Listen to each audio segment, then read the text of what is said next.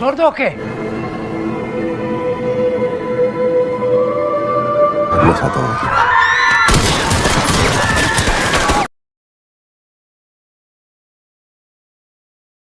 Halo teman-teman, kembali lagi bersama saya di channel Bumpers. Pada kesempatan kali ini, saya akan mereview film yang baru saja dirilis pada September 2023 yang berjudul Nawar.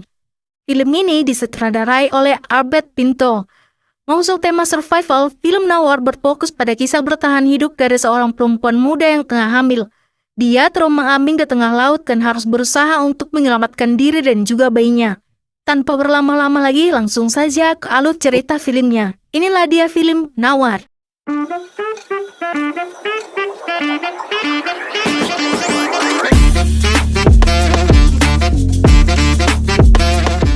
Salir del país, ya.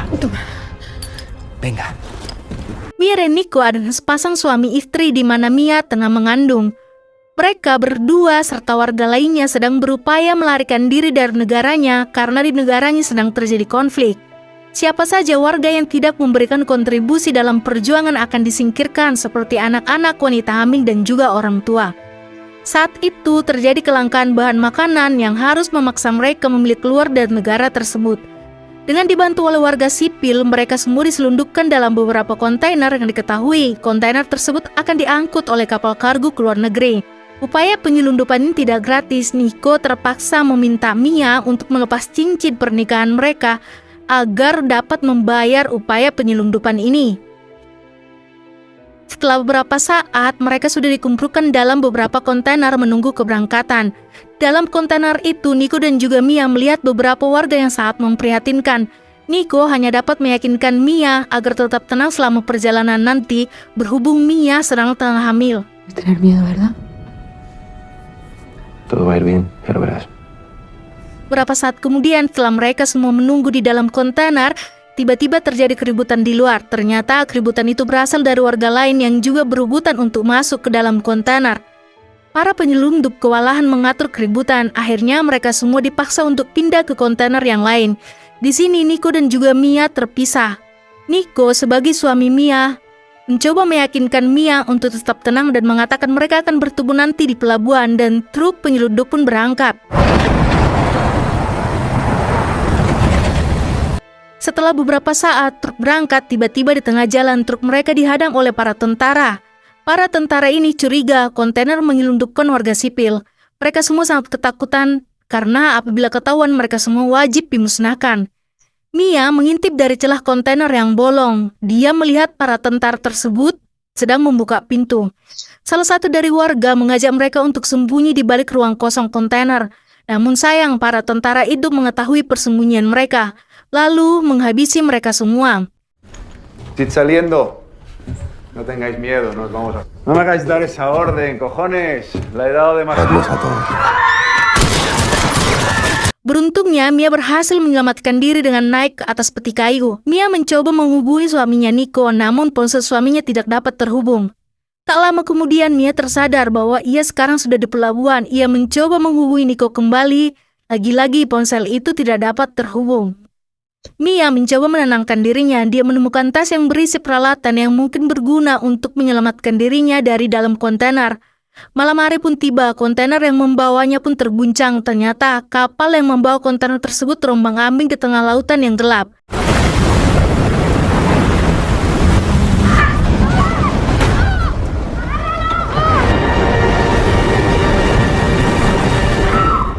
Mia berusaha berteriak minta pertolongan, namun sia-sia hingga akhirnya kapal tersebut menjatuhkan kontainer yang membawa Mia. Paginya, Ami tersadar dari pingsannya. Ia terkejut melihat kontainer itu telah digenangi air. Ia mencoba mencari tahu asal air tersebut dengan mengintip lubang di kontainer. Ternyata dia sekarang sendirian terombang-ambing di tengah laut. Mia mulai panik, dia nggak tahu harus berbuat apa. Mia mencoba menghubungi suaminya kembali, namun sayang, ponselnya rusak akibat tergenang air. Sekarang mental Mia sangat terguncang. Namun dia tidak putus asa. Mia memeriksa semua isi tas yang dalam peti kayu yang berada di dalam kontainer. Namun dia tidak dapat menemukan alat yang berguna untuk dipakai dalam kondisi saat ini.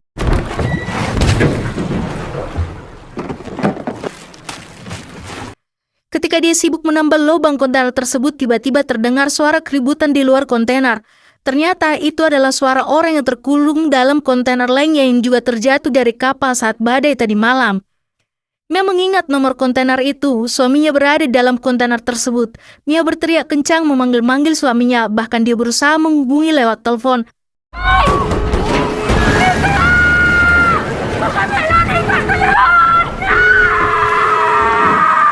Mia sangat frustasi dan berencana mengakhiri hidupnya karena tidak ada lagi harapannya untuk selamat. Namun tiba-tiba ketika Mia mulai nekat, bayi di dalam perutnya bergerak. Seketika Mia tersadar bahwa yang dilakukannya itu adalah sebuah kesalahan. Satu malaman telah dilewati Mia dengan ketakutan akan gangguan ikan hiung menabrak dinding kontainernya dan juga Mia mengalami mimpi buruk. Keesokan paginya dia kembali memeriksa barang-barang yang bisa digunakannya untuk menyelamatkan diri. Mia juga memperbaiki tambalan lubang di kontainer serta memberi tanda ketinggian air. Tiba-tiba suaminya menelpon dan masih memberi kabar bahwa dia masih hidup dan ternyata dia dipindahkan ke kontainer lain yang terjebak di suatu tempat yang tidak diketahuinya. Nico berjanji akan berusaha menjemput Mia. Estoy encerrada, no puedo salir. Tranquila, estoy yendo a buscarte. No, espera, Nico, escúchame. Te lo prometo. Tú tienes que aguantar. Aguanta, mi amor. Sorenya Mia kembali beristirahat karena kelelahan memperbaiki lubang pada kontainer itu dan tiba-tiba perutnya mulai sakit. Mia merasa sangat kesakitan karena bayi dalam kandungannya akan segera lahir. Dengan cuaca di tengah laut yang sangat ekstrim, Mia berjuang untuk melahirkan anaknya tanpa bantuan siapapun. Beruntung bayi Mia terlahir dengan selamat. Keesokan paginya, Mia mulai sibuk mengurus bayinya. Dia harus makan yang banyak agar dapat memberikan makanan melalui ASI pada bayinya. Namun bayi mungil itu tidak mau minum sama sekali. Dia hanya menangis dan membuat Mia begitu tertekan sehingga tanpa disadari dia telah membentaknya. Tak lama kemudian Mia mencoba memberinya kembali minum dan akhirnya bayi tersebut mau dan membuat Mia sedikit lega. Setelah bayi tersebut tidur, Mia tak sadar menghabiskan semua stok makanannya. Mia memandang wajah anaknya dengan ketakutan tidak bisa memberinya lagi minum. Keesokan paginya, Mia mencoba melubangi dinding atas kontainer dengan bor. Dia berharap bisa keluar melalui lubang tersebut untuk menyelamatkan diri. Namun sayangnya, lubang belum selesai, baterai bornya sudah habis. Mia lemas, tak bisa berbuat apa-apa lagi. Mia tidak tinggal diam, dia mencari ide lain dengan mencoba memperbaiki ponselnya, walau itu membuatnya kembali frustasi. Mia kembali berusaha melubangi kontainer tersebut dengan sebuah pisau lipat yang didapatnya dalam kontainer. Dengan sisa tenaga yang hampir habis, dia terus berusaha. Ketika malam tiba, Mia beristirahat di atas peti kayu, namun dia sangat kelaparan. Mia mengingat tidak ada lagi makanan yang tersisa, tak ada pilihan lain. Akhirnya dia memakan sisa persalinannya yang tadi disimpannya di dalam toples. Saat Mia makan, tiba-tiba ikan besar dari arah luar kontainer mencium bau amis yang menghantam kontainer tersebut. Mia begitu ketakutan dan menggendong bayinya. Mia berusaha mengusir serangan ikan tersebut dan beruntung, ikan besar itu pun pergi. Keesokan paginya, Mia mencoba kembali berusaha melubangi dinding atas kontainer dengan pisau. Namun usaha itu gagal karena pisaunya patah. Begitu juga dengan ponselnya, sudah tidak berfungsi. Stok air minum pun sudah habis. Ami sangat frustasi dan dia berpikir ingin meminum air laut. Namun diurungkannya karena dia melihat ada tetesan air embun di atas kontainer. Tak lama kemudian, Mia pun tertidur karena kelelahan. Dan dalam tidurnya dia bermimpi didatangi mendiang anaknya dan juga suaminya. Mereka seolah datang untuk memberikan semangat hidup kepada Mia. Lalu tiba-tiba Mia terbangun karena hujan deras. Mia segera menampung air hujan itu untuk stok air minumnya nanti. Setelah hujan berhenti, Mia mencoba kembali sekuat tenaga untuk membuka lubang dinding atas kontainer yang sudah hampir terbuka. Dan akhirnya, creng, lubang berhasil pun terbuka. Pada titik ini, Mia mendapat harapan baru. Dia kembali berhasil menghirup udara segar dari luar kontainer, walaupun dia masih berada di tengah laut yang sangat luas. Mia pun membawa bayinya keluar kontainer agar bayinya juga mendapatkan sinar matahari pagi. Tiba-tiba, ide Mia pun muncul saat melihat ikan-ikan menggerumuni sampah yang dilempar Mia. Dia mengambil sebuah besi panjang dan berusaha menombak ikan-ikan itu, namun sayangnya tidak satu pun ikan yang berhasil didapatnya. Mia pun begitu frustasi, mengingat sudah seharian dia tidak makan apa-apa. sedangkan dia harus memberikan bayinya minum. Namun, Mia tidak putus asa. Dia mencoba cara lain untuk menangkap ikan dengan membuat jaring dari beberapa kabel yang didapatnya di dalam kontainer, dan cara ini berhasil memberikan Mia makan malam. Keesokan paginya, dan hari itu tepat di hari ke-12 dia terombang-ambing di laut, seolah harapannya putus, dia menuliskan pesan darurat dan memasukkan ke dalam toples, serta menghanyutkannya ke laut berharap ada orang yang membacanya. Suatu malam, di hari ke-24, Mia mencoba menenangkan pikirannya dan berusaha untuk beristirahat. Namun tanpa dia sadari, air sudah semakin penuh dan hampir menenggelamkan kontainernya. Mia sudah tidak dapat lagi menahan air yang masuk ke dalam kontainer. Akhirnya dia membawa bayinya untuk pindah ke atas kontainer. Ketika Mia baru saja naik ke atas kontainer, tiba-tiba suaminya menghubunginya dan mengatakan bahwa ia tidak dapat menjemput Mia karena situasinya sedang sekarat dan tidak mungkin dapat bertahan hidup. Jadi Nico meminta Mia berjanji untuk berusaha menyelamatkan dirinya sendiri. Mia menangis dan sangat sedih. Dia memohon agar Nico jangan meninggalkannya karena saat ini Mia sudah melahirkan anaknya. Mendengar itu, Nico sangat bahagia, namun sayang, Nico tak dapat mungkin lagi bertemu dengan mereka.